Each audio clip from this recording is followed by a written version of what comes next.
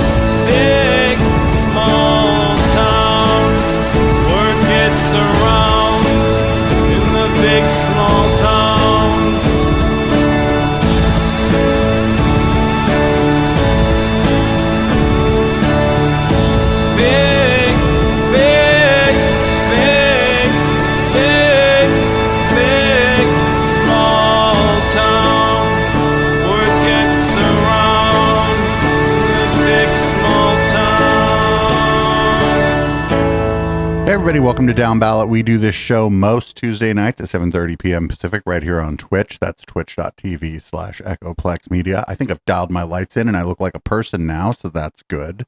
I don't look all fucking blue. Anyway, if you want to support this project, you can do so at echoplexmedia.com. Click the support link at the top of the website, and you can make your own decisions from there. I'm producer Dave, and you can find me on Grindr, and pretty soon maybe out there in them streets. With you as always is the councilman. You can find me on the whole Blue Sky device at PJALLENTWO. That's PJ Allen 2 on the Blue Sky. So check me out there for the somewhat spicy and somewhat irreverent and mostly irregular tweets or posts or whatever they call them on that whole situation. What sound do butterflies make? Flap, flap, flap, flap. Flap, flap. like Bluey. Flap, flap, flap, flap, flap. I Anyway, don't know anything about Bluey, but you have a child, so you can probably tell me all about Bluey. We could do a. They have now, I think, almost discontinued the regular TV series, so we could do a rewatch. I'm and not it's very rewatching easy. Bluey, but I would like to rewatch Paw Patrol from the perspective of, is this propaganda? Yeah, you might want to rewatch Bluey with me, just from the perspective of, are Australians propagating their propaganda and their cultural appropriations upon us through Bluey. It is the most watched show worldwide, or most streamed show worldwide. So 7-minute episodes, you can't complain. Very, very easy. So anyway, you can find me on the Blue Sky. You can also find me in line for public comment for last night's San Jose City Council meetings. I think it's still going on. So hopefully they'll call me soon. I've got a text message alert happening when that goes down. So I'm gonna have to leave. I'm kidding. It's over.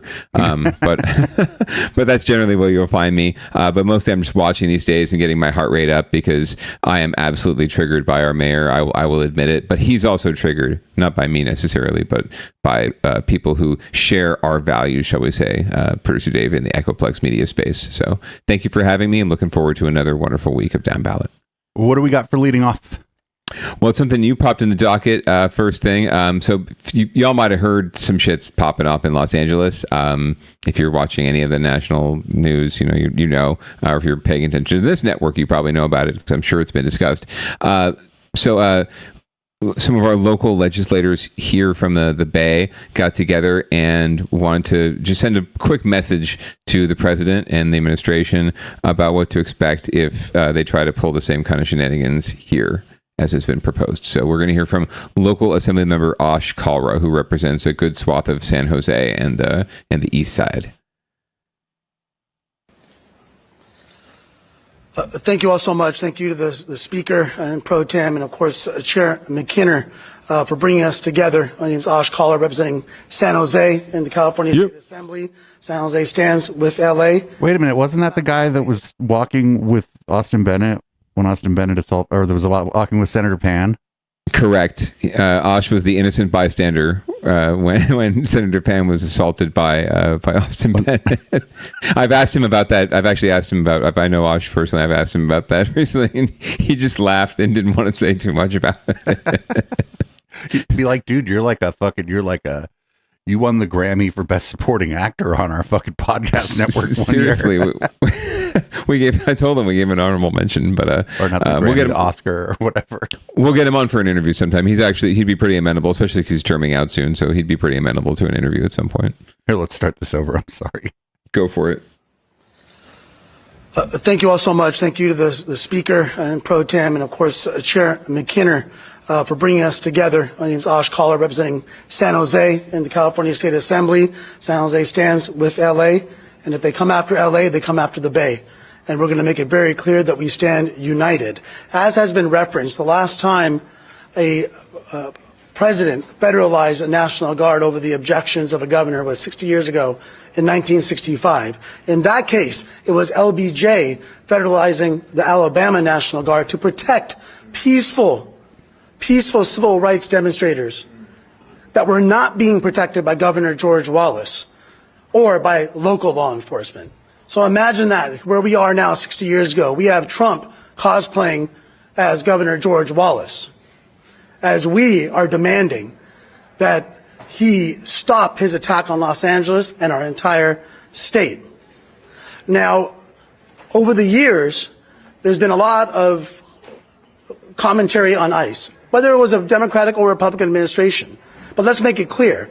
Under the Obama and Biden administrations, millions were deported. But they were deported after having removal orders that a court issued. They were given due process.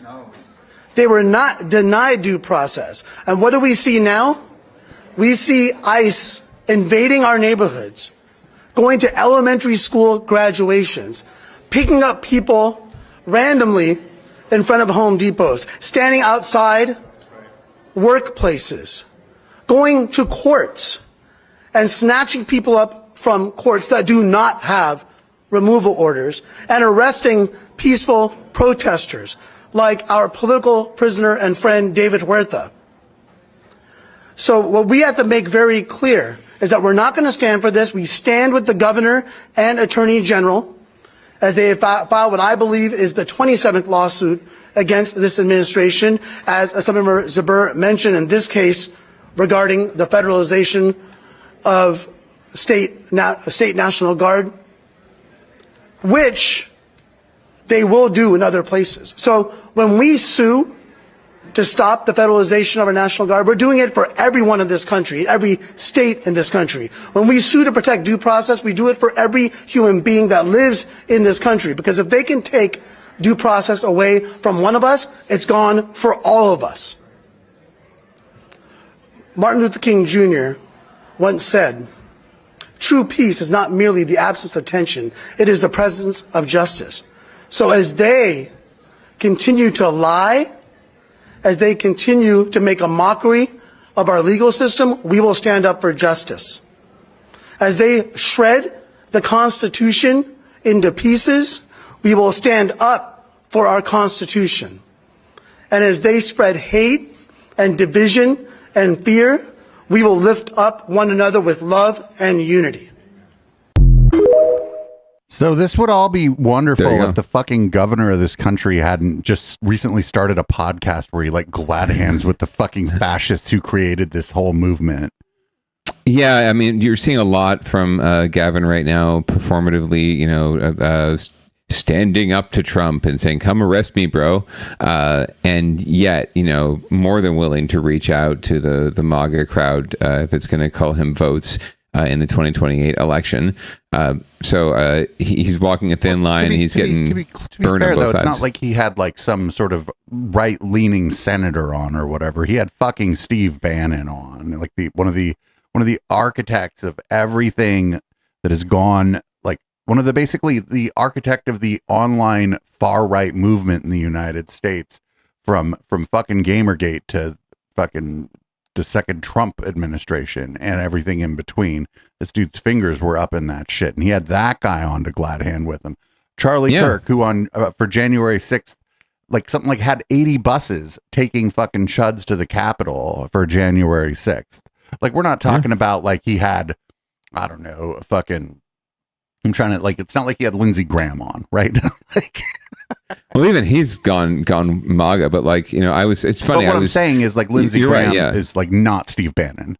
Like, correct. We don't like Lindsey Graham. He's not Steve Bannon. He hasn't just hit the dog whistle or reached out to or tried to smooth over his credibility with conservative communities. No, not at all. You're right. He's completely put his arm around folks and said, we can find common ground. We can find issues. Yeah, the worst pieces of shit, right? The ones who are like Steve Bannon, who are so honest about being pieces of shit that it's almost like, okay, I can respect that more than I can respect some of our more performative dinos and assholes in local politics. He's walking a very thin line, and I don't think he has a whole lot of credibility on this issue at all. Ash Kalra has immense credibility on this issue. The man was a public defender before he was a city council member, and he's been, since I met him, he was one of the first candidates I volunteered for. Full disclosure, this must have been 17 years ago when he was running for city council the first time. Of all the quote unquote politicians I've met, and he absolutely is a politician. He's a lifer. He has always just stayed straight on point with his values, his North Star, his brand. And it's this: he is a dyed-in-the-wool progressive. He supports working people. He supports progressive values and people of color and moving our community forward. And he's not ashamed to talk about it. So good on him for stepping up for the Bay and letting Mr. Orange Cheeto know that, and Steve Bannon and Charlie Kirk know, and Pete Hegseth know that if they want to come after LA, they're coming after us too. So as much as it pains me to say, I'm usually saying beat LA. But in this case, I mean, it's a friendly rivalry. It's a friendly rivalry. We rave together. We go to sports games together. Sometimes we punch each other at the sports games. We never punch each other at the raves. And they don't give a flying fuck about our sports rivalry. To be honest with you, in LA, like you try to engage with them, and they're like, "What?" it's all on this side. We're all the haters up here. They're like, so homies. All your teams can't even keep their stadiums. What are you talking about? Right. It's like it's sunny 330 days a year here. What are you guys complaining about? about, right? So anyway, but yeah, we got your back, LA. And if they come for one of us, they come for all of us. Absolutely. And real quick, this isn't great for the Bay is not really in a good position, right? San Francisco has some fucking tech bro asshole as the mayor. So if shit pops off in San Francisco, he's not going to be very fucking useful, is he? And then you got fucking Mayor Ed 209 in San Jose. Well, he's fucking, I don't know, he's going to probably dress up in an ice costume and go out there and fucking embed himself with ice and try to be like, hey, that homeless person might be undocumented. And then Oakland, like, we just had our mayor recalled, and you know, I don't know, all things considered, it's probably a pretty good fucking thing Barbara Lee won. Because that other guy is like a clone of the guy that I forget his name who was running against her. He's like more or less a clone of the other two, and she might actually fucking stand up. And like, she has a history, right? I mean, she was the only vote in Congress against the Iraq War out of 535. Famously, when the Treasury Secretary, the best thing I ever seen was when she just straight up said, "Hey, how much do you think this is going to cost?" The Treasury Secretary was like, she's like, "What do you do all day?" This is your job, right? Yeah, so go on Barbara Lee. But you're right, and we're going to see coming up later in our stories here on the docket about the ways our mayors are approaching local issues closer to home that might imply how they would respond to protests and peaceful protests and marches in our streets. We've already seen it in San Jose, during the George Floyd protests. We've seen how ill-prepared San Jose is for this kind of engagement with law enforcement, between law enforcement and the community. And I don't believe we've learned any lessons since then. They shot you. Yeah, right. They shot the chair of the planning commission. So that's that at the time, at least. So that tells you a lot of what you need to know. So I don't think they've learned much of anything since then. In fact, mayors Ed 209 and 210 will probably be establishing some sort of public-private partnership with Palantir, to surveil all of the protesters. How about that for alliteration? San Jose is one of those kind of places where in the middle of the night, all of a sudden your cameras are going to be gone or not working, though. Like, it's just what I'm saying? There's a streak there. There's a streak there, but it's not the same as like LA or Oakland where it's going to be out in them streets. There's a streak there, though. There's like a little bit of techno anarchist streak in San Jose. So for a number of years, the city and PD have been collecting just what they say is just information like my property has a security camera right facing the street or has this kind of visibility, and creating a database of everyone's basically personal security cameras, not necessarily accessing the feed, right? But just knowing that it's there. So I'm just going to throw that out there that the city has awareness of all this. Take yours off your front door and fucking point it at your front door inside. Ooh, that'd be kind of fun. Well, I'm just saying, like, if we think the government's going to start using people's cameras in that, take that shit off your front door. I know you want to see who's at your front door, but man, you don't. You don't want the government using your camera to impose fascism on your fucking neighborhood. We got a ring cam, and honestly, it goes off half the time because the wind blows like the branch of a tree outside, and that sets off the motion sensor. So, less surveillance, the better. But I imagine we're not too far from that. If shit pops off in San Jose, God, it wouldn't take five. If it took 5 seconds for Sam Liccardo to put his tail between his legs and institute a curfew, right, and want to bring all sorts of holy hell down on the demonstrators, not protesters. So I may have gone out with a member of a local band on bicycles to downtown San Jose during the curfew and fucking flipped off the police and was maybe possibly daring them to arrest us for being out past curfew. I may have done that, actually. I don't know. I couldn't tell you what band it would be with. I have no idea what you're talking about. I've never heard of this before, and I'm sure it's all lies. They weren't arresting no fucking white kids or white middle-aged men on bikes after curfew. Let me tell you. One would hope. They shot one, but it was before curfew, and they didn't really have a curfew when I was just sitting in the park too. I was absolutely a threat. So I didn't have a bike or nothing. Do you think that in these places where the cops we're going to run long, I have a feeling. Where the cops it's how it goes. Where the cops get all this military type gear where even if it's just like rubber bullet munitions and stuff, but they kind of look like weapons of war. You think maybe not every individual, but there's a large contingent within the police force that thinks it's fucking cowboy time and shit. As soon as there's action in the street, and they're like chomping at the bit to try out this fucking rubber bullet gun on the people. Producer Dave, have I told you about the body cam footage I got to watch from my incident? One day we will have to do a whole down ballot on this. I have the video. I'm able to watch the officers up close and personal right before they come and beat me up and shoot me. And you can see me get knocked around on camera. It's really fun. But just before they marched on the park, after a very blurry Charlie Brown's parents announcement, which you can hear over their shoulder, the officer wearing the camera and the officer next to him exchanged a fist bump, as they call it, as the kids call it, and said, "Ready to go," or "Let's go." Right. And if I recall, like, those protests in San Jose weren't shit, right? There was like somebody fucking rolled a fucking dumpster out into the middle of the street. Someone set a dumpster on fire. So there were some things happening, but where I was at, there was really not much going on other than people chanting and standing in a park, holding their fist up, expressing their rights, but they were already dead set on what they wanted to do. They wanted to clear they were under orders to clear everyone and just get all the streets cleared, and just by any means necessary. And damn the torpedoes, we'll figure it out later. And that's pretty much what happened. They're lucky more people didn't get seriously messed up, hurt, dead. They're really lucky. That's what I'm saying, dude. I think, like, I don't know, I've been kind of paying attention, and it's, there's this big protest planned on Saturday. I wasn't going to go until I saw LA, and now my fucking pushing 80-year-old mother is going to one of these protests in the city she lives in, with a couple friends of hers. I hooked her up with some the Stop Moms for Liberty ladies, because they're kind of the same age cohort, and make sure everybody knows people and shit. But, like, I think by the time Saturday happens, we're gonna have an incident. There's gonna be, like, the cops or the feds or National Guard. They're gonna kill somebody, and this Saturday we're gonna see something like you've never fucking seen before in this country.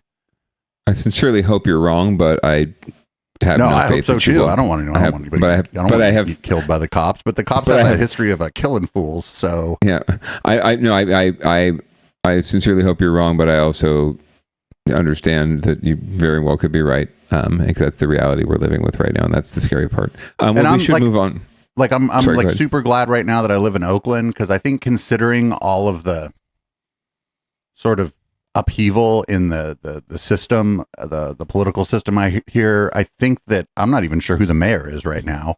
I think it's the interim mayor. It's Barbara Lee. She was inaugurated. We haven't covered it yet because it wasn't much of a story, but she was inaugurated a couple weeks ago. So I think that with all the upheaval, I think the local government's going to be pretty hesitant to be heavy-handed with the police, just because of the rest of the political situation going on. Well, they definitely will be here, no matter what they say in rhetoric. When shit hits the fan, we've seen how they respond, at least in San Jose. We'll see, man. I don't know. Oakland's got a little bit of a different history. I don't know if you remember this. There was one year that the Proud Boys wanted to do an event at the Lake Merritt, and I forget who it was. It was before Shing Tao. It was that kind of normal looking white lady. I forget her name. She lived up in Montclair. Libby. But she told the Proud Boys that they had every right to come here, but that if they come to the town, she cannot guarantee their safety. And I was like, oh shit, white lady, you get them. We shall see. Oakland's different.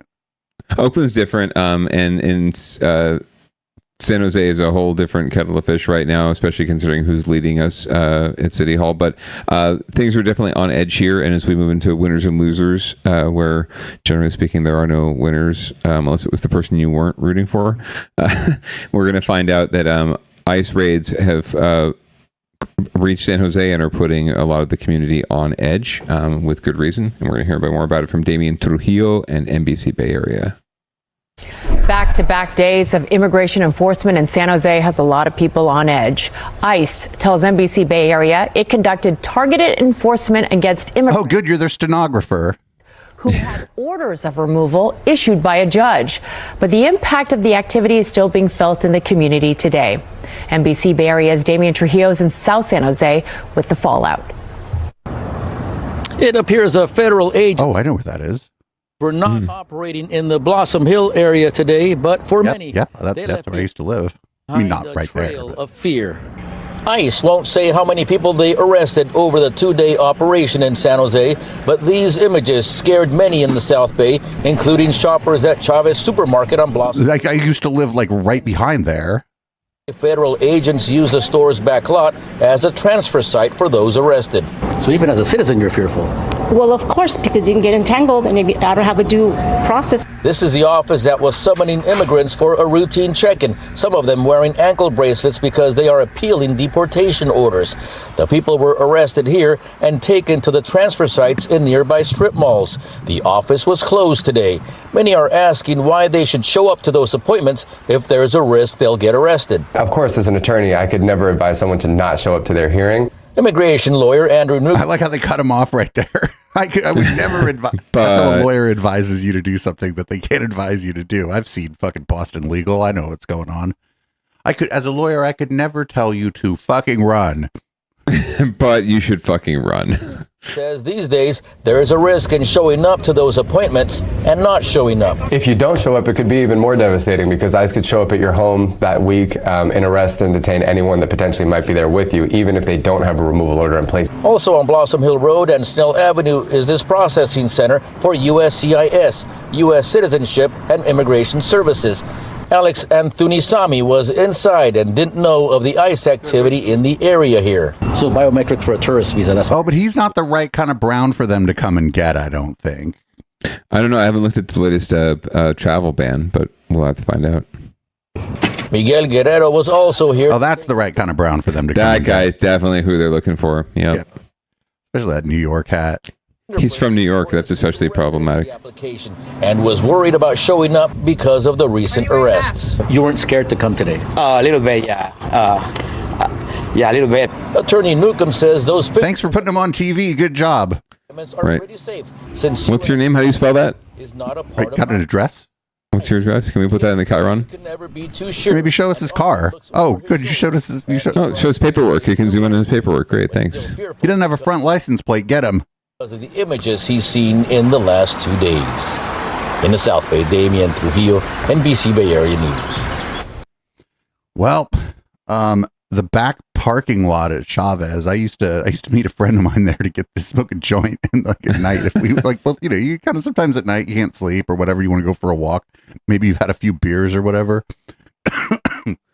I mean, are they using your old home as a way station for these folks? Like, what's going on here? I don't understand this, like, use of strip malls in the Blossom Hill area of San Jose for ICE activity. It just seems very, I don't know, sort of low rent and high school musical kind of situation for an organization that has federal funding, right? Probably high rent. San Jose commercial property is out of control. It's true. It's true. But I guess I picture like, you know, some sort of the Hoosgow or the precinct office, right? Or the federal building, right? Not like next to, you know, in a corner next to Chavez Market or around the corner from a Jamba Juice or where you used to live, right? I picture they show up at Lucy's Taqueria and I'm going to San Jose. I'm just telling you, like, If they come for Lucy's, they come for all of us. Let's just say that right there. Anyway, so that's what's happening as far as federal law enforcement in San Jose. And on paper, we're saying, well, you know, San Jose is a sanctuary city and we don't cooperate with ICE. And if you're going to do your ICE thing, you do your ICE thing, but our police aren't going to help you do that. We're not going to help persecute our immigrant population. In fact, just today, the San Jose City Council approved a budget that includes $1 million additional dollars in funding for immigrant legal services. And to a person, including our illustrious mayor, everyone was saying, oh, how horrible it is what's happening to our immigrant community and how fearful they are and how much trauma they're living with and how important it is to support them. And they're dead right. They're absolutely right that is the case. And yet, in the same conversation, they were deciding to institute a policy that will basically allow our police to arrest our unhoused neighbors for refusing shelter that doesn't exist and mental health care options that also don't exist. And we're going to hear more about that from NBC Bay Area as well. Getting the homeless off the streets, that's the goal of a controversial initiative by the mayor of San Jose. Under that proposal, unhoused people would be asked multiple times, 3 times, to accept help from city services. And if they deny it after the 3rd time, they could face going to jail. Beetlejuice. Fire union joined the mayor to show their support for the measure. NBC Barry's Ian Cole has more on the push to pass it and how the community can weigh in on it. To make the unhoused come indoors and get the help they need, San Jose Mayor Matt Mahan says the city needs to pass his Responsibility to Shelter initiative. Under the proposal, if an unhoused person consistently refuses shelter services provided by the city and county, police Almost as big as my apartment could arrest them and book them into jail. And the longer they remain outdoors, the worse we see their quality of life become. The city council... And they cut off the part where he said, and the rich people's quality of life. Because he wasn't done there. He had some statement about the fucking the quality of life of the fucking people of the city or some shit that they cut off right there. The second half of that statement is, and the quality of life of the broader housed community. Vote on it next Rich week. people. The mayor was in Japantown today, joined by police and fire unions, all voicing their support. When we deal with thousands of fires a year outdoors because people are not living in proper conditions. There's a small but significant subset of our unhoused population who are suffering, and it generates a lot of calls for service. Homeless advocates have blasted the mayor's plan, saying it criminalizes homelessness and noting that there aren't enough shelter beds for everyone on the streets currently. But business owners here say it's needed. Every member of my family has been assaulted, sometimes viciously, by unhoused individuals suffering from addiction or mental illness. Wait, what? I don't think I know anybody who's been assaulted by an unhoused person. To be fair, Tamiko and her family have they have a long history and are very heavily engaged in the Japantown community. They also are not afraid to, shall we say, engage, to try to step in situations where they, to be entirely fair, are not necessarily trained to deal with, and with some folks who, yes, are having mental health episodes and or drug addiction, episodes caused by their addictions. So yeah, they have it takes two to tango law. Yeah, that's kind of what I'm trying to say gently, because I do respect them a lot and their colleagues from the community, and they're good. They're fantastic people. They're great leaders in the community, but I think that position has put them in a place to have more interactions than are necessary with folks who they're not necessarily equipped to deal with, and also doing things. By the way, doing a lot of things that police have rules about already, right? Like, you're not allowed to assault people. You're not allowed to graffiti things. You're not or vandalize, right? You're not allowed to trespass. You're not allowed to do a lot of assault people. Like I said, so these are things that we should be dealing with in a general sense, and do deal with in a general sense through law enforcement. But this is policy specifically aligned towards a very vulnerable group of people already. Of the Japantown Business Association, and says something's got to give. She notes her father was hit for asking someone on the streets to not urinate in front of kids. We are exhausted and we are afraid for our safety. As someone who is 5th generation Japantown and whose grandparents returned to San Jose after World War II incarceration camps, I struggle with the decision to stay here. The mayor also clarified the initiative. While the unhoused could face an arrest after refusing city services 3 times, it's more nuanced than that. There's a certain amount of discretion that's needed. We have to make sure that for that individual and their case file and their situation, that the shelter and services we're offering are appropriate. You can give your opinion to the mayor and council next Tuesday. There's a public hearing at City Hall at 5 p.m. In San Jose, Ian Cole, NBC Bay Area News. People are going to have a lot of opinions. This is fucked up too, because like there's a way in which I think this week shit America's going to crack off, and I think that it's quite likely that while other things are happening, San Jose specifically is going to enact draconian measures against the unhoused population while other shit is happening and people's eye are off of that issue. They already are, and it's just moving that way. This is absolutely criminalization of basically being unhoused, and just arbitrarily saying if you refuse city services 3 times, we're going to cite you and make it even harder for you to get a job or to get housing because now you have a criminal record, right? And but we're not going to necessarily do that. It's going to be case to case and blah blah blah. Who's going to be managing all of this? Oh, well, it's a brand new police unit. Where are you going to get the money for that? Oh, we're going to take it from these vital community service programs. I don't understand. It's another solution in search of a problem, right? Like, yes, as we've discussed before,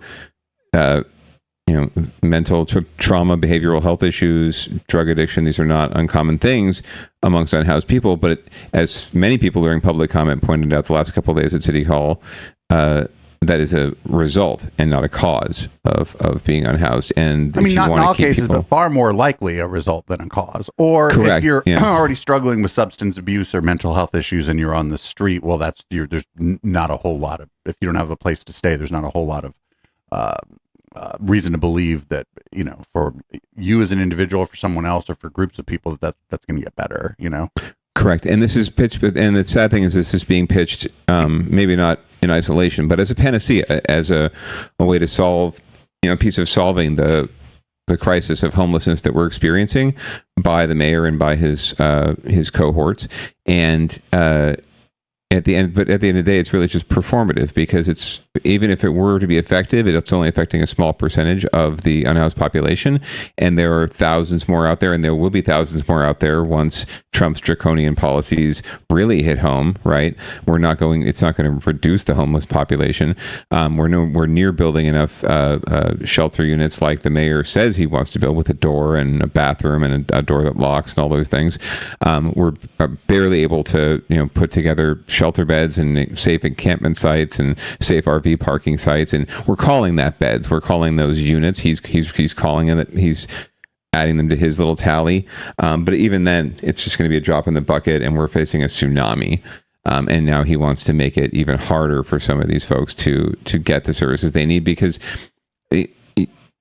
Folks, it's not. He says it's a problem. It's an indication of a call for help from them if they're refusing services. That's not what it is at all. It's a recognition that the city and law enforcement have consistently shat on them and offered them shit services and nothing, right? Or false promises or what have you, false starts. So why should they accept what's being offered when you're also not offering much of anything, right? Why should we penalize them for not accepting things when we've just done nothing but poop on them? How can we expect them to take the olive branch if they've never had any faith or trust or any kind of support from the system in the first place? So it's not going to solve anything. It's going to create more problems, and it's going to draw vital public services away from areas where we really should be addressing, which is homelessness prevention and investing in workforce support and development and wage growth and wealth growth to try to combat the income inequality, which has led to the crisis we have right now and the lack of housing in general. It just seems so stupid because San Jose, sure, the city is running at a deficit or whatever, but I feel like between everybody in San Jose and all the money, I just feel like the obvious solution here is to just raise as much money as you fucking possibly can and start renting people studio apartments and 1-bedroom apartments and 2-bedroom apartments for small families, and just do that. Just fucking do that, because otherwise you're just fucking warehousing people. You're not you're not putting them in with neighbors where the person next door might introduce themselves and you know what I'm saying. You're not really reintegrating them into society in any meaningful way here. You're just building fucking camps for these people. They might be, and not for nothing, their camps, the security at some of these places is unfucking real. And it's people, I'd fucking turn it down because I'd be like, what do you mean I can't drink a beer here? I'd just be like, what are you talking about? Yeah. It's the cost really of building the more sustainable, supportive, Do we need to permanent build? 'Cause housing. there's empty fucking places. There are. That's all on the table. It's still, even if you added it all up, though, it's not going to be enough at the end of the day to quote unquote solve the problem. It would definitely make a huge impact, and they're doing it in small ways. It's more just like there's a lot of ideas out there, and we're just sort of dipping our toe in or tapping the surface. We don't want to dive completely in because everyone seems to think that the community would turn against them if they actually treated it like a crisis. And suddenly now everyone wants to treat it like a crisis, and so they're going to the most drastic measures, the furthest extremes, and they're forgetting and getting off track, getting off brand and off message, and they're treating it like the inconvenience of the normies is the crisis, whereas the crisis is the human suffering, the absolute abject human suffering happening in the richest city I think in the country still. That's the crisis, not fucking people in the people who live in wherever or whatever and drive by a homeless encampment and think it's gross. That's not the fucking crisis, and it's being treated like that's the crisis, right? The mayor said our goal when he was talking about the proposal he had to link, which failed miserably, thankfully, the proposal to link the council members' pay to performance metrics that they would establish or he would establish. He talked about goals, and he said our goal is to get people off the streets. That's the goal, right? That's exactly how he phrased it. With our goal, our job here is to get people off the streets. It's not to house people. It's not to support people. It's not to improve the systematic challenges. It's just to clean the streets up. That's right. So that's what he's saying. Under a different policy regime saying, hey, our goal is to get all these people off the streets. But then if the policy regime was incredibly different, you'd be like, yeah, that's actually a really good goal, right? Because everything exists in like the context that it exists in. And so if the policy was we're getting dignified housing, this is really hard, we're trying to rent apartments, trying to get like property managements and landlords to work with us, give us a deal on this so we can house more people with the funds available, and we're trying to get everybody off the streets. That is a fucking different context, and you can use that same language and you'd be fine. Yes, that's just not what we're dealing with, though. We're dealing with someone who is doing a lot of performative work around this issue because it's the hot issue that everyone's talking about, and he can make a lot of hay and folks can make a lot of name for themselves right now and jump off to the next office and not have to worry about the consequences when the chickens come home to roost. And maybe they understand, maybe it's truly their values. Maybe they understand that they're full of shit. Maybe they don't believe it's actually going to solve anything. Or maybe they do. But either way, it's not, and it's going to fail. I wish it would, and I wish we're able to move forward. And some other folks do want to try and move us forward, including in our next story. If we need low cost solutions, you might as well look to space to find them, right? I'm sure this is going to be a very low cost, innovative option for housing people. But we're going to find out more from ABC7. Critical component of building a better Bay Area. And a new effort to shelter the unhoused community in the North Bay looks a little different. You see it here. There are space capsule homes. ABC7 News reporter Cornell Bernard has the story. They are one story. Futuristic looking possible solution. You don't have to journey to a galaxy far, far away to see housing like this. Try Santa Rosa. This looks like what people thought the future was going to look like in the 60s. What the fuck are these people doing? It looks like the Jetsons, man. And by the way, before it was a galaxy far, far away, it was a long time ago, right? So Star Wars is not science fiction, everybody. Just reminding you of that. Like, look at the inside of this place. Fuck out of here. Looks pretty swanky. Space capsule housing. Steve Schneider is CEO of nonprofit Homes for the Homeless. He's showing us around this modern 400 square foot ADU pod that looks like something right out of Star Wars. Everyone loves the windows. The windows are probably the best part about these. So he's not even, this is for people to put in their backyard and rent out. Fuck you. It's got to be, right? Okay, let's keep it running. I haven't watched the close automatically. There's a galley kitchen and a full bathroom. The entire unit made of recycled aircraft aluminum. The space age idea came to Schneider after he found himself homeless in 20. On an acid trip. I lost my home in the Tubbs fire. We created the nonprofit for people like myself who've been through disasters. The The units come in different sizes and prices from $69,000 to $109,000, built by Vessel in China, originally for a luxury glamping market. But now Schneider wants to repurpose them into 100% affordable housing. Because I want to show that, affordable housing can exist in California and Sonoma County. And, there's 6,000 voucher holders. Oh, that's the place where the California Forever pod people are going to live. That's where the workers for the fucking one place. Yeah, exactly. That's what they'll live in. They're going to partner. We have a great innovative solution for our workers. They're going to build like marble slums for the fucking workers in California forever. Come over here to the neighborhood where you'll be living. Oh my fucking God, dude. Come into this pod. Don't mind the smell. People are just forever renting. Wow. Weezy Crediford and Angel Escobar from West County Community Services Housing Transition Team stopped by for a tour. Anybody who's been unhoused or had the struggles that's out there deserves something this special. Honestly, it is great, and I would hope to see a lot more around the county to help. Do you have $100,000? Schneider envisions a neighborhood of up to 130 space capsule homes right here on this 6-acre parcel right next to Highway 101. Attempting to create, what would be really an ideal community using these so that we could showcase this community to the rest of the world. Several Sonoma County supervisors support the space capsule housing, and as plans move forward, what? Nonprofit I don't want my house doing that. A virtual blast-off for their oh shit, it's leaving. That's the point. They're actually spacecraft. I mean, that was a rendering, I'm pretty sure, but yes, vertical takeoff, all for only $100,000. I'm sure.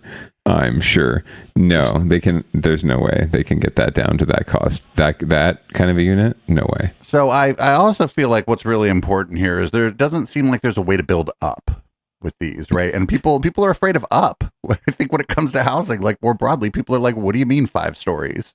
I mean, if they could take off vertically, you should be able to stack them in some way, right? And create these sort of like infinitely stackable, like Lego or Duplo kind of houses where they can move around. You're all suction cupping like an episode of Burn Notice up the side of your fucking downstairs neighbor's place to get into your house. Yeah, and you fly, and then you fly away to a different. You don't like the view, right? You fly away to a different site. And or you don't like the landlord.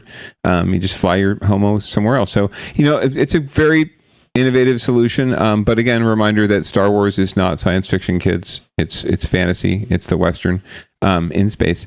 So it's more akin to Star Trek, if you will. I think. Yeah.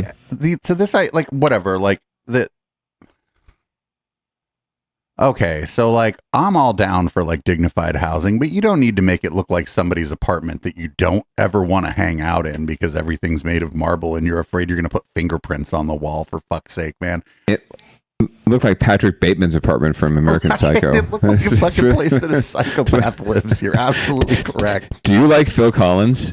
I was waiting for that guy to put Phil Collins on the stereo and walk around with a nail gun. Yeah, so let's see how far they get. I can't imagine that people in Sonoma County would be opposed to I mean I guess these are pretty swanky unhoused people if they have $100,000 just to drop on a space pod, but I think you're right. I think this might be better suited for the ADU situation than for. Oh, that's exactly what this is for. This is like a mobile home park. Some company is probably rolling this charity to get fucking free advertising for their drop-in-place ADUs for like rich people in your neighborhood, Councilman. I got to give them props though for just not getting too cute with their name, right? Housing for the homeless. Like this is what we do. Yeah, like I said, it just kind of sucks. I think they got rolled. Yeah, I got rolled. Yeah. Well, speaking of rolled, we'll find out if another tech bro is trying to roll SFPD in the next story here. But you'll love this. This is actually a very down-ballot-y headline. I'm sorry I buried it under winners and losers, but I was trying to get some flow going. From one tech bro to another, although this is probably not as gregarious or benevolent an initiative here. Bay Area billionaire gave a massive gift to the city of San Francisco's police department. Enough funding. That's never the beginning of a good story. Right? This is the sign that whatever you're about to watch is going to be fucking crazy. Yes. Billionaire gave a massive gift to the city of San Francisco's police department, enough funding to relocate a center that analyzes drone video and automatic plate readers to help. What could go wrong? Why do they need to fucking relocate? The rent is too high. Not a done deal, not yet. Suzanne? So, Kristen, we heard from Ripple co-founder Chris Larson today, along with the mayor and San Francisco police chief. They all say this public-private partnership is a game changer for San Francisco. They also emphasize the oversight that comes with using these powerful tech tools. Mayor Daniel Lurie says a $9.4 million donation from crypto billionaire and Ripple co-founder Chris Larson is a big win. Crypto billionaire, the plot fucking thickens and gets more toxic. Do you know this guy? No, but fuck, dude, fuck this guy though. If all those people were standing in a line and someone asked me to identify the crypto billionaire, I'm pretty sure I would have picked him out. You might have, if you didn't know who the mayor was, you might have picked the mayor. Well, no, he's got that darker toned like politician suit. Just look at the suit; it really says it all. Gift would cover the cost to improve the Real-Time Investigation Center, or RTIC, moving it from the Hall of Justice on Bryant Street south of Market downtown to empty space in Ripple's offices on Montgomery Street. I know many of you have visited. Okay, yeah, I know what's going on now. Yeah, I know. I know what you're going to say. Homeboy fucking has like a 5-year lease or something on something, and he didn't fucking eat it. He's like, oh, we'll get this big office, and then the fucking company's like hemorrhaging money. Can't sublease to anybody. Like, well, might as well get a tax write-off. Fucking A. So he's not really donating money so much, I don't think, as just letting people use his office. Oh, man. Semantics, producer Dave. As a media professional, it's all semantics. Visited the RTIC in the old space at 850 Bryant. You know it needed an upgrade. The center analyzes drone video and automatic license plate readers to help make arrests. It brings together live data from across the city, 911 calls, drones, LPRs, public safety cameras, and delivers that information to officers in the field in real time. We use the term game changer quite often, but it truly has been a game changer. Auto theft. He's like, we overuse this term just to fucking say something anytime we need something to say, but this is a game changer. We're going to this is the real game changer. The other ones didn't change the game. This one's going to change the game. It truly is. The game is a different game, really. No. Oh, my fucking God. Are down 41%. Since RTIC launched 3 months ago, city leaders say it has helped officers make 500 arrests, including 32 this past week. While the city still grapples with a shortage of more than 500 officers, police say drones have been a big help. We started the drone program, with city funding, but we needed some assistance to take it to the next level, and that's what this funding will do. Electronic Frontier Foundation says more surveillance is not the answer. It stated that surveillance curbs civil liberties and impacts the lives of the city's most vulnerable people. And it released this statement saying, quote, the current crime fall that SFPD is taking credit for is happening nationwide, even in cities that have not eroded democratic principles in order to put drones. Fuck, the EFF is always so good on everything. Just if you have money to donate and you're not sure who to give it to, can't go wrong giving it to the EFF. Just can't. Nice. Me first, then the EFF. Camera. Yes, this Echoplex. Larson said, as long as there's proper Oh yeah, you're right. You're right about his suit. Yeah, you're right. And the about his shoes. suit. The shoes too. He's wearing like tennies. Yeah, that's the crypto billionaire. He also looks a little like Gary Johnson. People should not be concerned about the overreach of technology. These professional criminal crews, they've got access to all that technology completely unfettered. So I think the crypto, they have their own drones and a fucking command center. Shut the fuck up, dude. these cutting edge tools to the police, but have the kind of oversight that we have in the city. Larson said there were 4 layers of oversight to make that $9.4 million donation to SFPD. He says the SF Police Community Foundation, the mayor's office, and the police commission all had to greenlight it. The Board of Supervisors still needs to approve the deal before it becomes official. Live in the newsroom, Suzanne Fawn, ABC 7 News. All right. Yeah, this is bullshit. This guy's not giving them money. He's giving them he's like subletting the thing to the city and then writing it off. Completely. Absolutely. It's once again, performative work, and it's making him money, saving him money, and he doesn't really have to do much of anything. And then raises all sorts of questions about all this technology being housed in-house at their offices, right? And yet we're supposed to believe that all this information and data is secure and not being shared or used for other purposes. And it's like it erodes any kind of sense of confidence that you might have about it. Like, I can understand if they wanted to, if he had some sort of vacant space that wasn't his offices, wasn't this company's offices, right? That he happened to have an office building, right? Like these fuckers just buy up property, right? Speculatively. So he had an office, but no, this is like in their offices, adjacent to their offices, and we're supposed to believe. And he's just because he says, "Oh, well, it's secure, we're going to be safe." Yeah, I don't trust dude any further. I can throw his crypto coin. Right. This is all bad. Like why? No. Whatever. Very down ballotty. We'll track it though. This is again fuck public-private partnerships. This is basically a public-private partnership, right? Fuck public-private partnerships. They never work out for the public. Seriously. And in the next story, we're going to learn about how the public shouldn't be involved in any partnership, period. Because eventually, they end up siding with cars over people. But that's what's happening in Menlo Park. Oh God! I mean, that's right there in the name. Right, Menlo Park. It's a great place to park your car. Menlo Park. Park your car. Anyway, we're gonna find out more from KPX. It's a battle pitting housing versus parking. Menlo Park is trying a new strategy to meet requirements from its state-mandated housing elements. So the city is working to build hundreds of affordable housing units in the 3 downtown parking lots located between Oak Grove and Santa Cruz Avenues. All 3 lots are already surrounded by shops and businesses. Some locals are so concerned over that potential loss of parking that they're trying to block it through the ballot box. Max Darrow spoke with neighbors on both sides of this battle.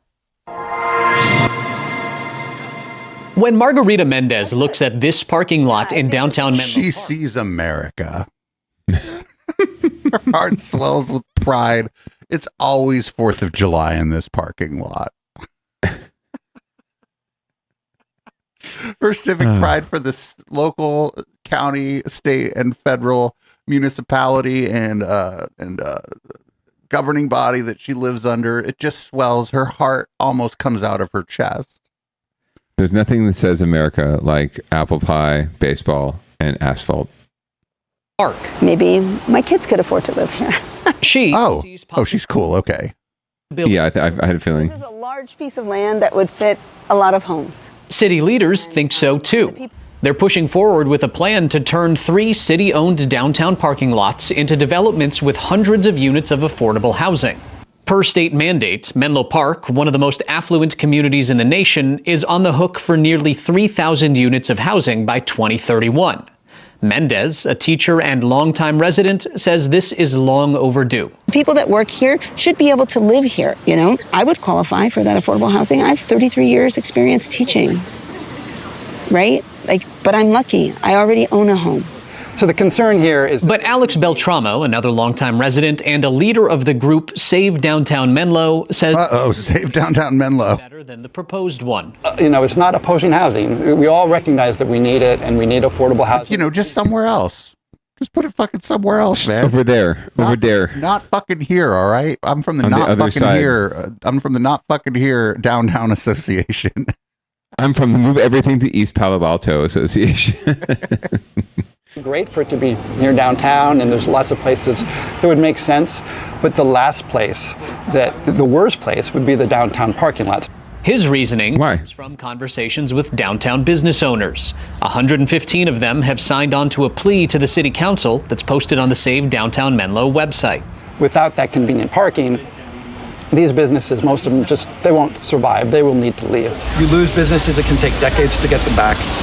You can't take away the buildings. You can't say this was a bad idea. It's irreversible. Residents opposed to the idea have since sued the city and are beginning to collect... City of Menlo be stealing Oakland's town logo. ...for a proposed ballot initiative that, if approved, would prohibit the city from converting the parking lots without voter approval. So this is such an important decision that it should not be made by a 3-person majority of whatever city council happens to be. I'm sorry, sir. Do you know how the city council works? You seem politically engaged. I think he's going to find out about recall pretty soon when they finally approve this and they look at their options. Well, he's going to learn about recall. We're going to be covering the recall in Menlo Park as fucking real quick. Let's recall that logo. You're right. They're jacking O-Town.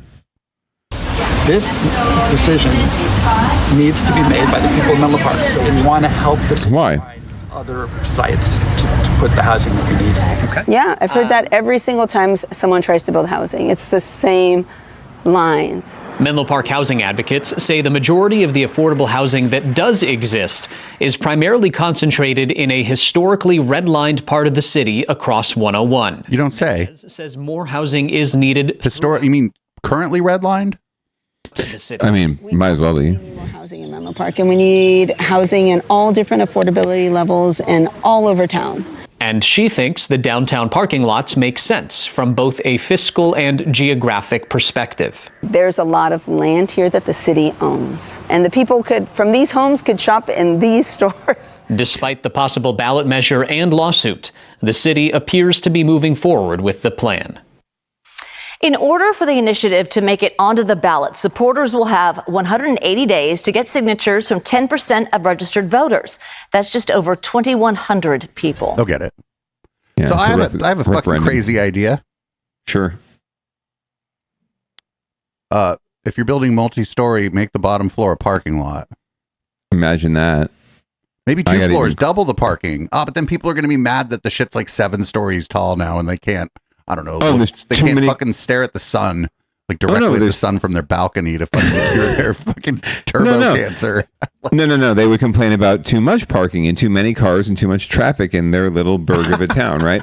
Like, this is all about people in the town in Menlo fucking Park, which is adjacent to Atherton. This is one of the most affluent communities in the world. And as you can see from those aerials, this is a downtown that's adjacent to their single family multi-million-dollar homes, right? It's all about these people in Menlo Park who don't want to fucking walk a block or 2 blocks to their downtown on a Friday night. They want to be able to drive and park and go have coffee or go to the freaking movie theater or go to the music venue that they converted from a movie theater. A bunch of millionaires paid to do it because they needed a place to go see live music that wasn't driving all the way to San Francisco or driving all the way to Oakland or going to dirty Oakland, right? Or dirty San Francisco. They could go right in their hometown. So these are the kind of people we're dealing with. They know better than to try to go look for a good time in San Jose. Seriously. Oh, absolutely. Who would ever do that? So again, the dirty caravan. These are the folks we're dealing with, right? These are the kind of folks we're dealing with. They would rather drive 2 blocks and bitch about how you're taking away their parking to build housing for people who in their community who teach their kids and tend to their gardens and serve up their burritos every morning, their breakfast burritos. Like this is what we're dealing with. Not just in Menlo Park. It's an extreme example, but I love it. Like residents, it's just one dude. And of course the businesses have signed a petition because businesses will always worry about losing parking until they realize that, yeah, it's like the young lady, the teacher said, people from this housing will go shop in these stores. People from the neighborhood should be shopping in their stores. What are they worried about the parking, right? It's the lazy local residents that are worried about it. So yeah, let them bring the referendum. Not for nothing again. I mean, it just seems like the obvious solution here is to like leave the parking lot there, maybe put a second level of the parking lot, and then build some fucking apartments on top of that. I don't know. That fucking seems but like you said, now everybody's going to complain about all the traffic, right? Yeah, you're right. No, there's no winning here. People just don't want the downtown to change. So you just do what you do what you want to. You do what you plan to do, and you deal with the consequences later when it comes to something like this. If this is the way the city wants to move forward, and it meets all the codes and everything, then go for it. But be prepared for the blowback. I think that what will happen is a compromise, like what you were talking about. They will figure out a way to accommodate everyone's parking desires. Well, and you're right. You're also right. At the end of the day, there won't be like the people that live there. Maybe the second floor is for residents or whatever, and it's like it's you got to use a key to like. There's like fucking cool things you can do here. But the problem is up. You can do. The cool things you can do here are all up, and I think people just don't like the up part. No, they won't. They won't go for it. They won't go for the compromise. They won't go for any compromise. They don't want the housing because it'll bring more people, and especially those brown and black people who can't afford housing are going to come to Tony neighborhood. And I keep then if bringing you up add the Campbell, it's like parking these in, people are afraid their city's going to turn into fucking Campbell, dude. if you add the parking back in, then they'll just complain about that. So they'll find a way. They're NIMBYs. They'll complain about anything that changes their status quo. So it's par for the course. It's why it's in winners and losers, because we hear about these losers all the time. But we're gonna track this one. If they get a referendum going, we'll have it on recall watch very soon. Oh man, not great. All right. We're gonna move on to get your shit together. I am cautiously optimistic that this is a good story because I fucking hate charter schools.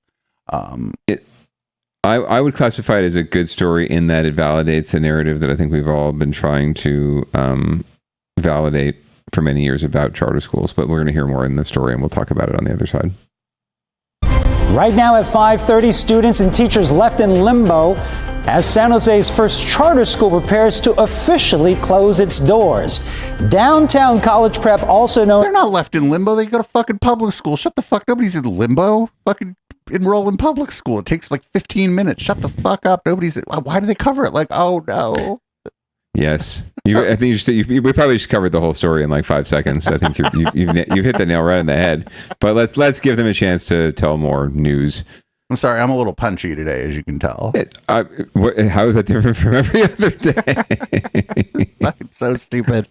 DCP is permanently shutting down due to low enrollment. DCP has 3 sites, 2 middle schools and a high school that primarily cater to Latinos and low-income families in San Jose.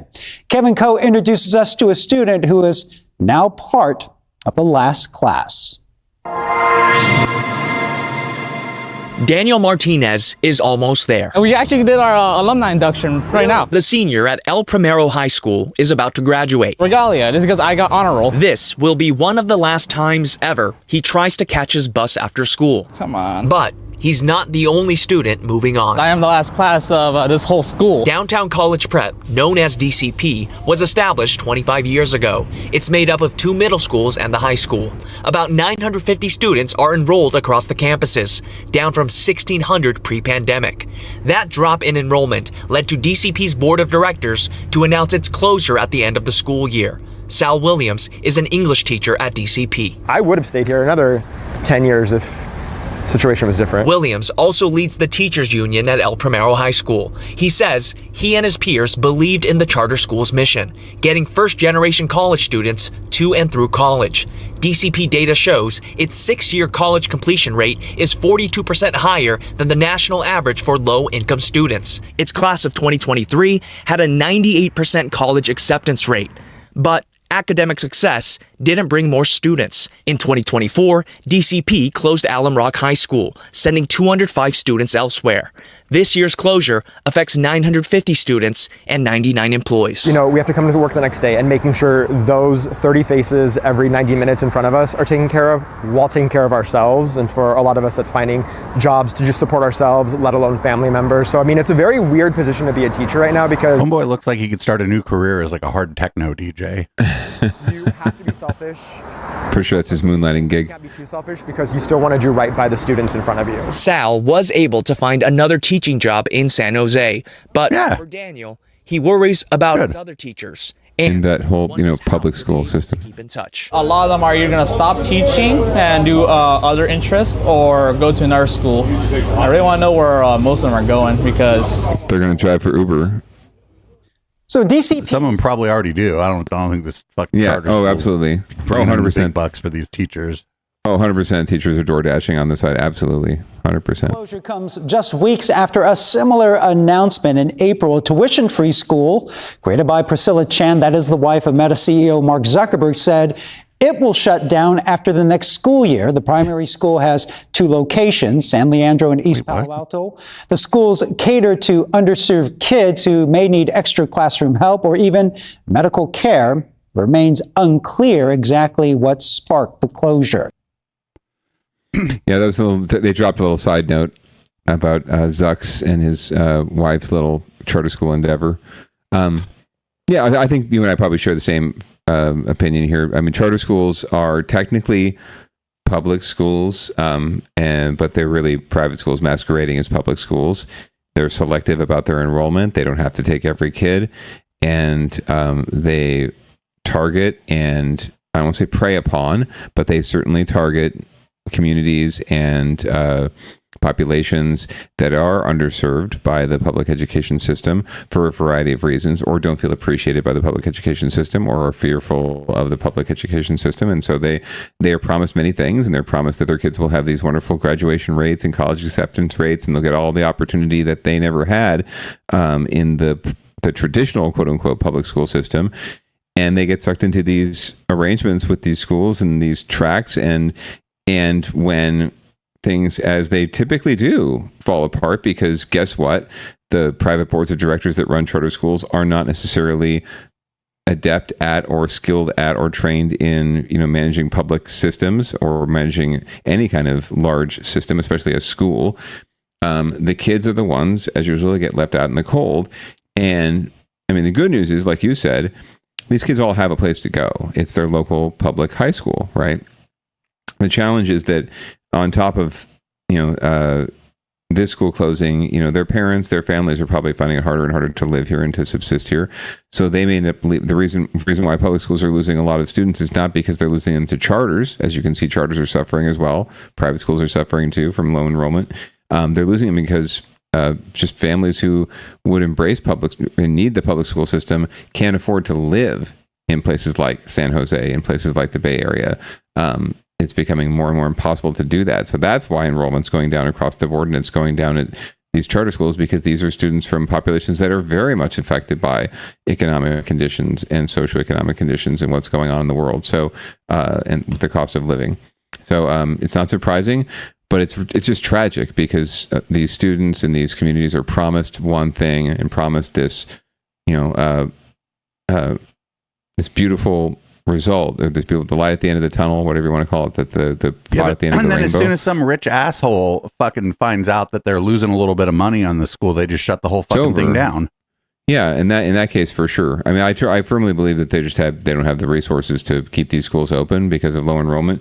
But what they probably done is let that fester to the point where they're closing them down this fall, right? So now, yeah, it takes 15 minutes to enroll in your public school, but the enrollment's been open for 5 months now already, right? And you're trying to get into your preferred school, your neighborhood school, so you don't have to have your kid bus across town to another school. You're SOL. You're coming in late to the process. So they're also screwing these families.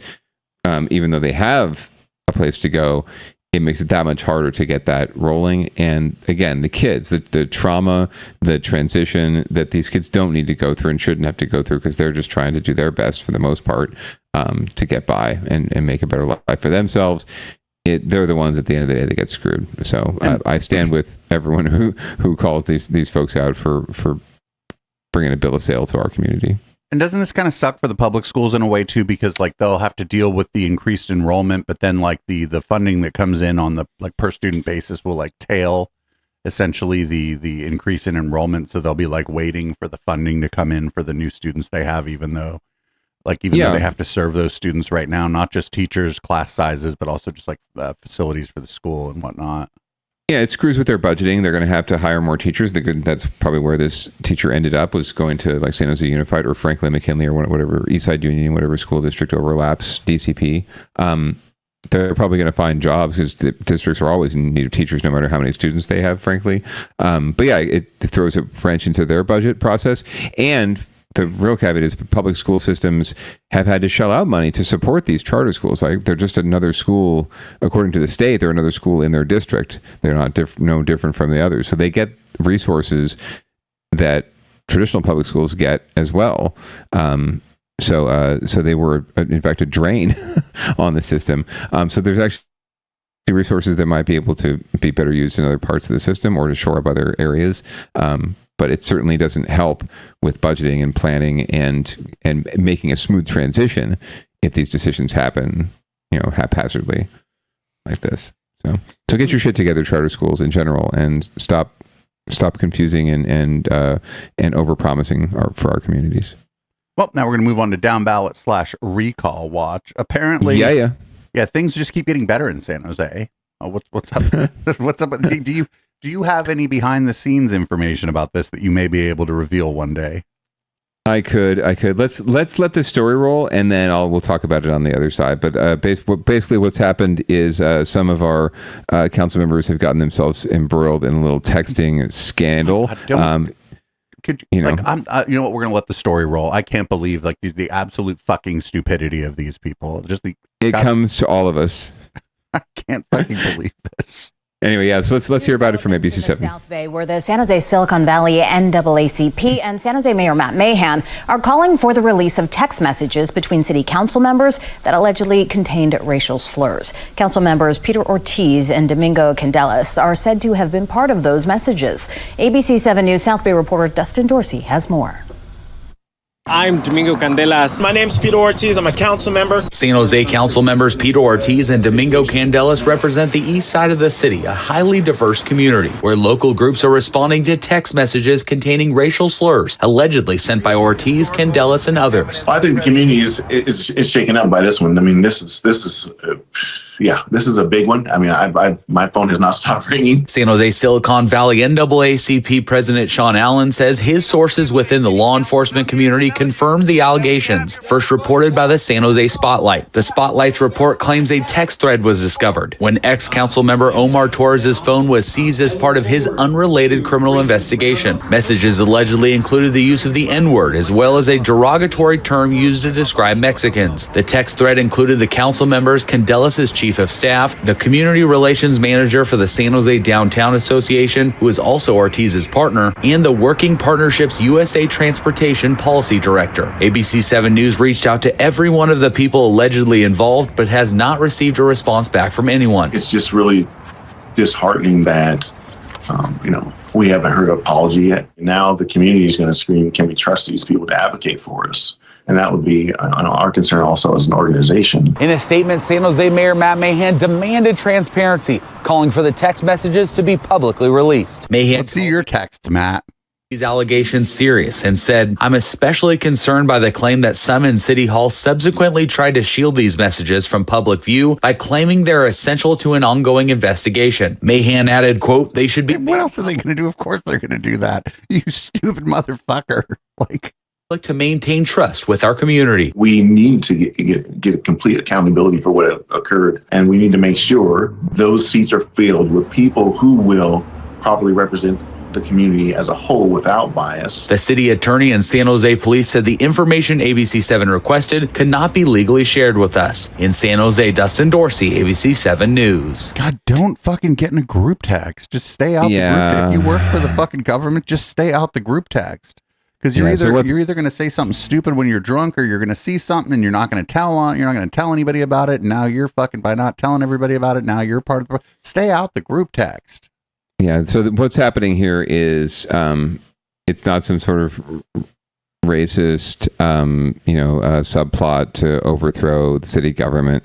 It's just the boys. It's the boys being the boys. And granted, there is a woman on this thread who was the partner of one of the boys, but knowing her, she's very much the boys as well too.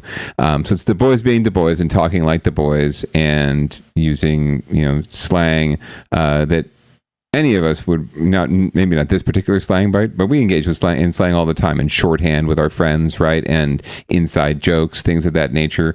But we don't do it in group text, and we certainly don't do it in group text as elected officials. But these guys were all boys before they were elected officials. That's the important thing to point out. This crew were all friends and colleagues prior to being elected officials. It's like sort of like a nepotism sort of situation. Correct. In a way. That's why the Working Partnerships, staffer Huascar was on this thread, because he's been boys and friends and staffers with all these other guys before. And they've all been on each other's teams before. So they've probably had this text thread for years. And there's probably I'm sure there's even worse shit that they've said that they didn't track back far enough on. So I believe absolutely that these things were said, these phrases were used. Do I think it, at the end of the day, does it erode public confidence? Maybe. It doesn't necessarily change, the things that they have fought for and tried to protect and defend and promote as elected officials, but it certainly doesn't help their causes at all.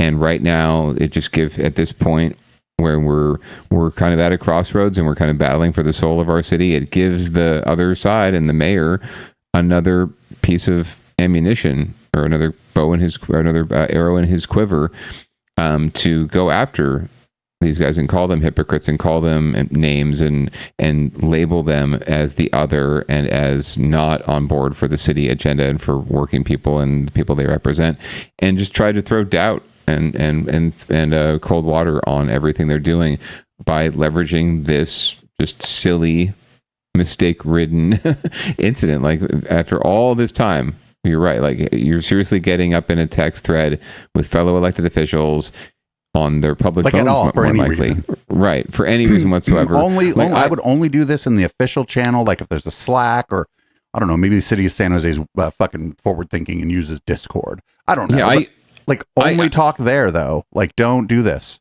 I still get up in text messages with individual council members, like even during meetings. I don't have a problem doing it, but I firmly know, like, and I'm firmly aware everything I'm sending could be public information, could be released publicly. So if I'm saying this, how comfortable would I be someone reading that, right? Like my mom, not my mom, but someone else's mom. My mom wouldn't give a fuck.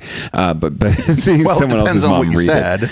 That's true. That's very true. If I said something about Jesus, it might not go very well. But you know what I'm saying, right? Like I'm very conscious of that at all times, and it's usually something completely professional, like a question I'm asking them about what's going on in the meeting. So they should know better. Shame on them for not knowing better and just keeping this shit offline. But the good news was, one of the best lines, the good wife's favorite line from the San Jose Spotlight story on this, was that Councilmember Peter Ortiz being asked if anyone dropped the N-word, and instead of saying no one used the N-word, he said, well, no one used it with the hard R. Oh no. He's like, we were just singing along with our favorite rap tunes in the completely in the group Tribe Called Quest came on, and I couldn't help but just bounce. So I have a quick question. What are sir. the odds this gets leaked in the next couple weeks? Oh, the actual threads? I'm sure. I would say 100% at some point it's going to get. If someone's seen these, that means it's out. They're out there. So someone has it. I don't know if it's Sean Allen, no relation, or if it's one of the mayor's cronies. Someone has this, and they maybe, I don't know if they're waiting for someone else to drop it, but someone's going to drop it sooner or later. Right. It's one of those things where there's, let's say, I'd guess something like this. Maybe 100 people have it. And of those 100, maybe more, but of those people, there's only like a small handful who are actually like going to be willing to leak it. And then once one of those people leaks it, everybody's going to leak it. Well, and there's a lot more. I mean, that's potentially out there from this investigation. And remember, Omar, he's pled no contest, so it's pretty much done. I think except for sentencing, maybe. In his case, so it's going to be lawyer. He should leak it. At this point, he has nothing to lose. Yeah, he can't look much worse. Like, he's a pedophile. He's a convicted pedophile at this point, so he can't really look much worse than that. So maybe he should, just to deflect from being, the sentencing of him for being a pedophile. Maybe they'll release it the day before or something to distract everybody. Because I didn't realize he was. Every time he's had a court date, it's like I haven't realized it because there's just been something else going on. Like the election to replace him or something else. So anyway, we will keep tracking and see how this develops. And as soon as we get the text threads, we will share them in the show notes. Right? We can do that. Yeah, we can link to them. Okay. So we got, and we'll drop them on next time. In the ongoing saga of the criminal investigation into Mayor Sheng-Tao, former mayor of Sheng-Tao and her associates, San Leandro City Council member, oopsie poopsie. Yeah, it seems like there's a lot of LEOs, or local elected officials, as they say in the business, are getting entangled in this mess. And this gentleman, councilman, is no relation, is now one of them as well. Tonight, there is a new target in the federal case against former Oakland Mayor Sheng-Tao, her partner, and one of the owners of California Waste Solutions. Good evening. Thank you for joining us. I'm Dan Ashley. And I'm Ahmed Dates. California Race Solutions? Waste Solutions. They're the garbage company. I mean, things are the temperature's turning up quick. You could understand why. We need some fucking race solutions in this country. A San Leandro City Council member in a letter obtained by the ABC 7 News I-team. Our Dan Noyes had an in-depth interview with the council member about the accusations 2 months ago, and he is here with the very latest on this, Dan. Well, Dan and Amma, this is all part of the FBI investigation into former Oakland Mayor Sheng Tao and others. Now, San Leandro City Council member Brian Azevedo is facing charges of conspiracy, bribery, and lying to federal investigators. When I interviewed San Leandro City Council member Brian Azevedo 2 months ago, he walked away. FBI raid at his home in January.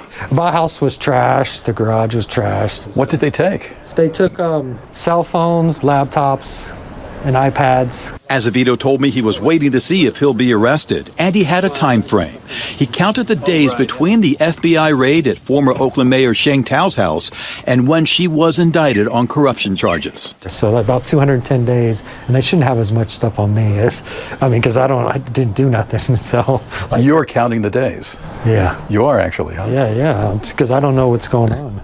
With this letter obtained by the I-team, sure, now knows what's going on. The United States Attorney informed Azevedo on May 12th he is now the target of a federal investigation regarding criminal violations, including conspiracy to commit bribery, bribery concerning programs receiving federal funds, false statements in a federal investigation.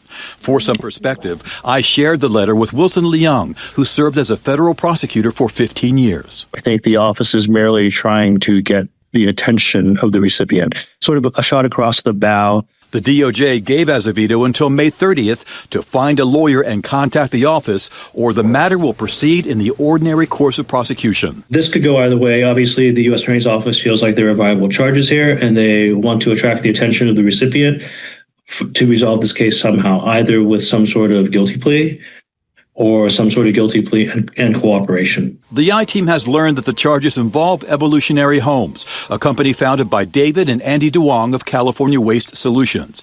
They tried to sell shipping containers converted to housing for the homeless to local governments for $300,000 each.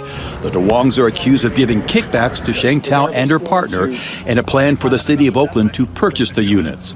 If he was also involved. Was there some arrangement between you and the DeWongs in terms of percentage if you sell X number of units? I don't remember nothing, no. For you to say, I don't remember, I don't remember.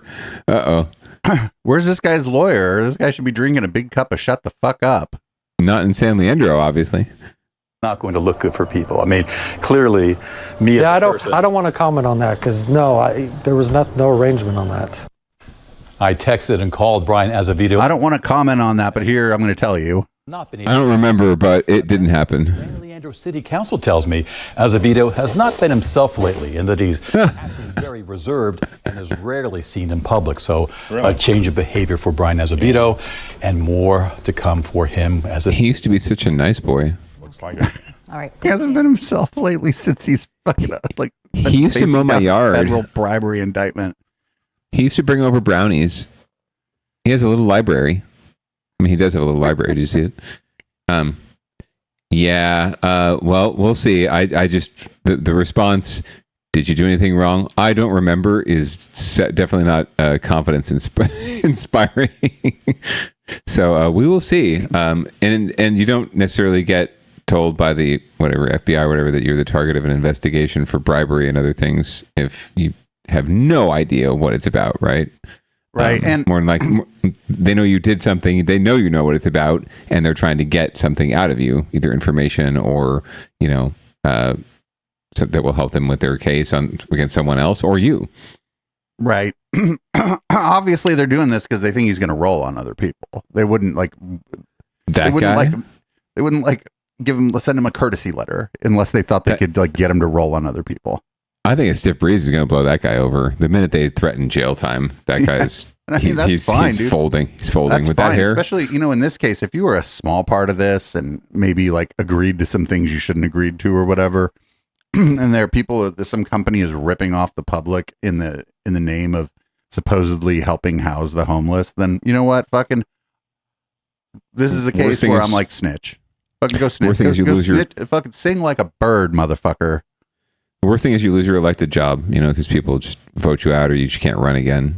But yeah, it's a lot better than sitting in jail for someone else for Sheng Tao. But this is now the fucking problem here. Now is we got the fucking the Department of Justice and a whole bunch of other fucking shit I don't really want to get into right now because like the national climate with the DOJ and stuff is not great. So yeah, we shall see. But if it comes to a recall, we'll be here on Down. No, they're going to recall him for sure. What if we've learned anything in the last couple of years is what the solution to everything is to recall somebody. Recall.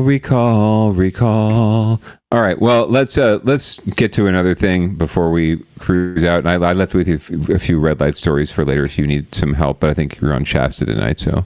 No, we're actually don't know what we're doing yet because like all the usual suspects don't have their normal meetings. We'll figure it out. We always find something to do here late at night. I got you a couple of stories anyway, but this is one I thought you'd appreciate. If anyone's aware, you should be aware. Dave isn't gay. He'll like the triangle story.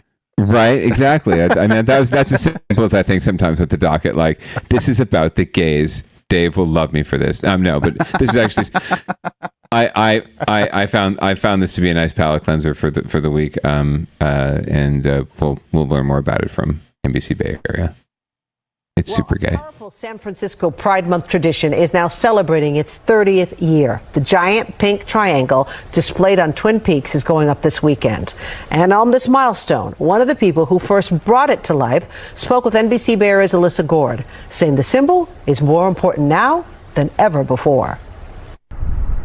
An acre of pink outline now adorns the foggy, windy face of Twin Peaks. Volunteers completed this first step of setting up the pink triangle. This Pride Month tradition is now in its 30th year. But we put it up in the dark of night just to have it appear sort of anonymously on top of Twin Peaks and didn't expect it to continue. What started for Patrick Carney as a spontaneous project with friends has evolved into one of the most recognizable symbols of San Francisco's Pride celebrations. So it's really important that everyone understand where we've been and where we could go again.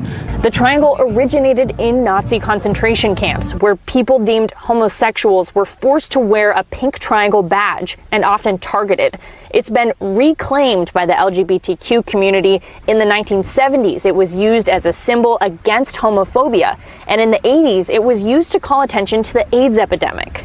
And I think what we're facing today, it's become even more important. San Francisco Pride says actions from the Trump administration, like renaming the naval ship named for LGBTQ pioneer Harvey Milk and targeting transgender individuals, make the triangle's message especially relevant today. And I think we also know now that we've overcome that. And I think it's a symbol for us. We never want to go back to a point where we would let anyone else make us feel shameful about who we are or who we love. Carney says that's the point of the triangle, to learn from history and to strive for better in the decades to come. So gratifying to see that kind of support and that kind of acceptance. And now that the outline of the triangle is complete, tomorrow morning from 7 to 10 a.m., about 800 volunteers will come in and fill in the middle with more than 100 pink tarps. In San Francisco, Alyssa Gord, NBC Bay Area News. Oh, that's cool. I do plan on going to Pride, and I always notice that up there on Twin Peaks. I didn't know that like it was like a renegade thing they did in the middle of the night one night. I wonder how much smaller it was back then, just because like if you had to do it under the cover of night and whatnot, because it's fucking huge now. It was like one tent tarp or something. And where do you get that many pink tarps? It's amazing. Special order, perhaps. China. Oh, of course. But with the tariffs nowadays, maybe they might have to start fundraising for the next one. They might have to make it smaller. Yeah, well, they can get some matching donors. I'm sure Mark Zuckerberg has some money from that charter school he closed. He can contribute. Right. Cause. He can take some of the ad money that he gets from all these anti-gay groups on Facebook and. Oh, absolutely! Do a little performative community work here. Well, hey, go check it out. Check out Pride this month. Be a good citizen and enjoy civic pride in San Francisco and elsewhere, and community pride and all sorts of pride. We're all about pride here on Echoplex Media. Hell yeah. And you should even go to Silicon Valley Pride. You'll be one of the 15 people there.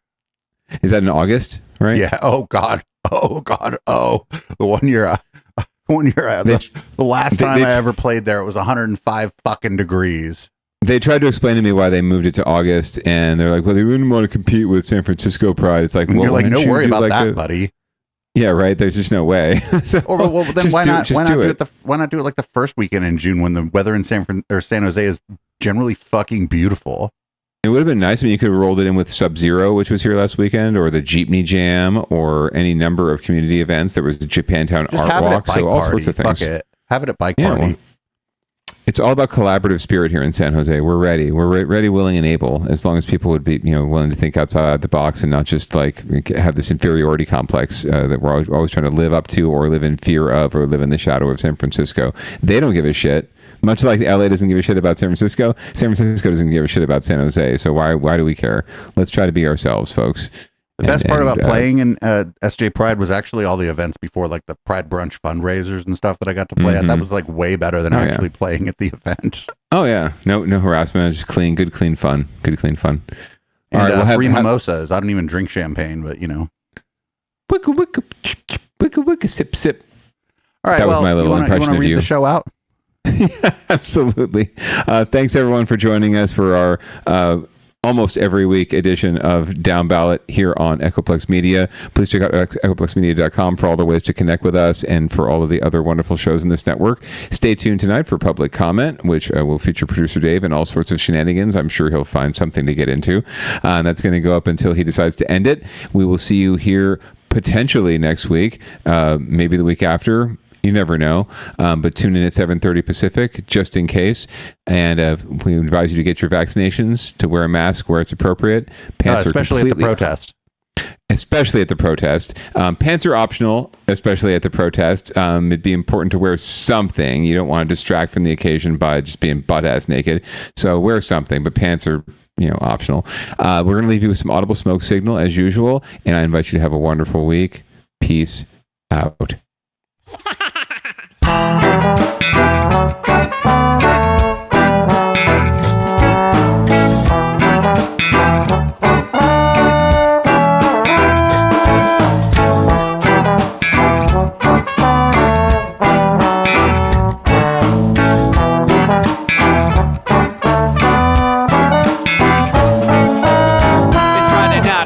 Time to get the party started. Pick up my phone just to check and see who's calling. Dress up real nice for the ladies at the bar, and I'm driving in my car just to get to where they are. Here at the local scene is where I plant my feet. It's where I smoke my cigarette and I hold my drink. I look at all my friends, they're all blazing green. Here at the front of the stage waiting for MTV. Where are those guys who's standing next to me with a pipe in his hand ready to blaze for me? About 5 minutes later we're all singing Queen. Now get the fuck up on stage, man, rock the scene, yeah.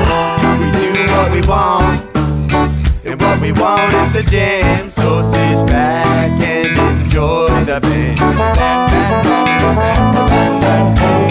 We do what we want, and what we want is to jam. So sit back and enjoy the band. Enjoy that band. I turn and head back to the bar for a refill, man, because you know where we are. We're headed out to the car to smoke another one and another one. Now just when the magic starts kicking in, I hear relapse playing, you know it's time to head in. Alright everybody, now it's time to grab a new drink. Spark it if you got it and then pass it to me, yeah. We do what we want, and what we want is to jam. So sit back and enjoy the band. We do what we want to do, and what we want is to jam. So sit back and enjoy the band. Enjoy that band. Last up on the bill for the show tonight is Down and Dirty at 5, so we're headed outside to spark up another joint. Now who's got my lighter? Stoner E, of course, shouldn't you be inside?